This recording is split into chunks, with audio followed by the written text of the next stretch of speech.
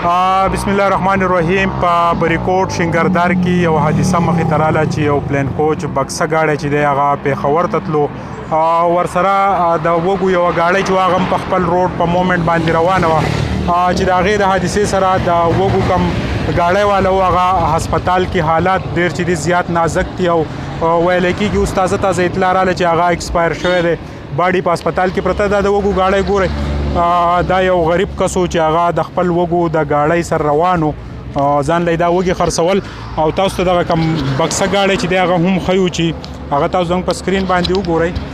دلته یو کور دی چې هغه کور دیوال ته چې دی هغه ننوتی دی او بیا چې دی دا ګاډی چې دی نو د دې سره بل یو ګاډی هم جنګېدلی دی. اوس په د انتظامیې نه پته لګي چې څه حالات راغلي. تاسو دلته موجود وئ، څه تاسو وکتل؟ نو موږ خو بس دا وکړو چې هغه دا کور موږ دی او نو خلک بچ دي په کور کې بچ دي او پرې ماز کړی دی او سامان وامان دغه دا تاسو ګورئ چې د دې روډ تاسو ته لږ صورتحال ښیم چې په دې باندې عموما ډېر زیات چې دی رشي د روډ په غاړه باندې دلته ټماټر خرڅېږي، هغې ته هم ګاډي ولاړې. دا ټماټرو دا حال تاسو ګورئ، انتظامیې په دې باندې څو پیرې اکشن اخیستی چې یاره دا ټماټر دې دلته نه خرڅېږي، ولې چې دلته دې ته ګاډي ودرېږي او د دغې ټماټرو د خریدو په روغ ته وجې نه دلته کې دا ټرافیک جام په مکمله توګه نو دا حادثات مخې ته راځي.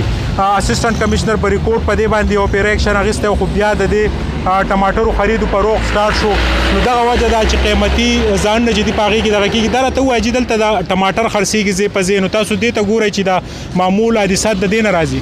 بالکل 100% د دې احتیاط پکار دی د خلکو له.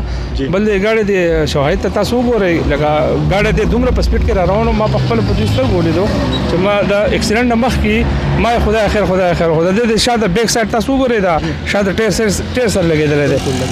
بالکل جی دا زنګ سره مقامي دلته کې باشنده چې د هغه د مخې د حادثه راغلې وه، تاسو ته یو ځل بیا په خپل سکرین باندې د وږو دا ګاډۍ ښیم چې دا یو غریب مزدورکار چې په جب کې شناختي کارت هم نشته. اوس چې د انتظامیه لیکیا ده چې یاره دا یو غریب کس و چې هغه د خپل وږو د ګاډۍ سره روان و، ځان له یې دا وږي خرڅول.